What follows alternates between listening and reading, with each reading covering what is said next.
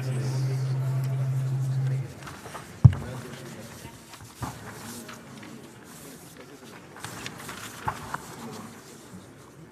buenas tardes, compañeros, compañeras, senadores.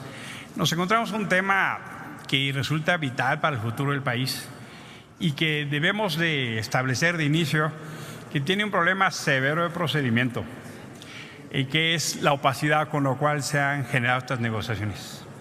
La gran mayoría de los mexicanos cuyo futuro dependerá de cómo se establezca finalmente este acuerdo, no sabemos qué se negoció. En realidad, el cuarto lado probablemente estará enterado. En realidad, las grandes corporaciones estarán enteradas, aquellos grandes empresarios que negociaron el cuarto lado con las cúpulas gubernamentales. Pero la vida de millones de mexicanas y mexicanos cuya suerte estará en función de los términos negociados, pues se van enterando a cuentagotas. Nos vamos a ir enterando poco a poco de las características de este acuerdo. Incluso nos fuimos enterando que hasta eventualmente el nombre cambia. Nos fuimos enterando que incluso la composición para esta soberanía de su discusión y deliberación, la verdad es que ha tenido tramos de opacidad extraordinariamente preocupantes. Y me parece que no podemos volver a repetir los errores que se hicieron en el primer acuerdo, el primer tratado de libre comercio, donde incluso una parte importante de la sociedad mexicana se enteró porque los actores canadienses filtraron el acuerdo. Y conocimos el texto de libre comercio porque sindicatos canadienses filtraron el acuerdo. Y decían, no, es que eso rompe la negociación. Pues sí, pero eso genera una enorme desprotección y desigualdad para los trabajadores, para el pueblo de México, que no está en el cuarto lado negociando. Entonces, el primer tema que quiero subrayar es que ha sido una negociación de una enorme opacidad y que esta soberanía incluso se encuentra en una situación de tensión y desventaja porque tendremos que aprobar o rechazar todo. Dicho esto como método, y que me parece que tendría que establecer un precedente para cambiar la dinámica de las negociaciones, donde no se puede entender la boleta como un cheque en blanco para que los representantes decidan así sencillamente.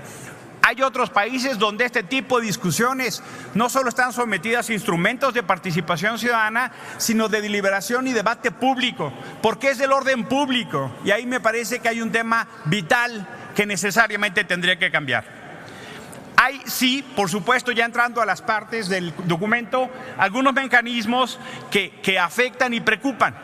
Este documento está esencialmente permeado de un enorme sesgo proteccionista de Estados Unidos.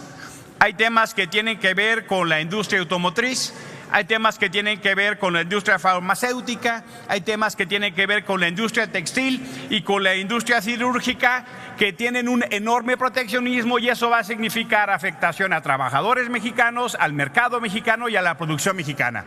De suyo, ahí hay una afectación muy importante. Hay algunas cosas que eventualmente pudiéramos resaltar como positivos y tiene alguna señalación de importancia. Por ejemplo, se genera presión para mejorar las condiciones laborales y salariales de los trabajadores mexicanos.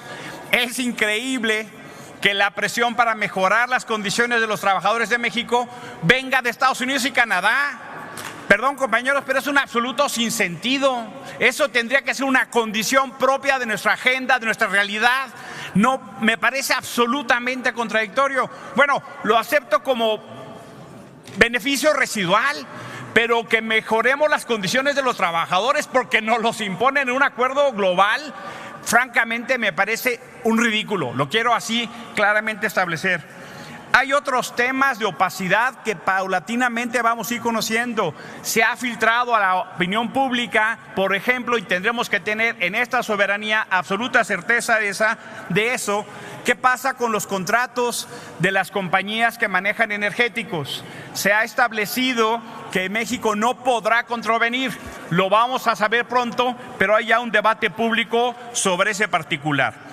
Me parece muy importante, y lo subrayo, y acá habrá que darle gracias a Canadá, no a los negociadores mexicanos, que la parte de controversias, el capítulo 19, fue esencialmente defendido por ellos. Y me parece que es muy importante en términos de las negociaciones que los mecanismos de controversias con Estados Unidos en particular tengan condiciones de protección para el interés nacional. Termino. ya estamos casi sobre el tiempo. Hay un apartado en particular que está en este tratado que reproduce otros que no se ha cumplido, que prácticamente es dedicatoria al gobierno mexicano. Y es el apartado que tiene que ver con corrupción. Esencialmente, uno de los grandes factores que está afectando la competencia es la corrupción en el lado mexicano. Y eso genera ya incluso cómo se ha trasladado como costo de corrupción los procesos de corrupción en las distintas etapas. Y también me parece una vergüenza que sea un acuerdo el que ponga la agenda desde fuera de cómo combatir la corrupción. Más adelante, por supuesto, vamos a tener condición de revisar a detalle, pero quiero subrayar que no podemos generar un instrumento que determina de tal magnitud la vida en México a cuentagotas y en opacidad. Muchísimas gracias por su atención. Gracias, senador. Tiene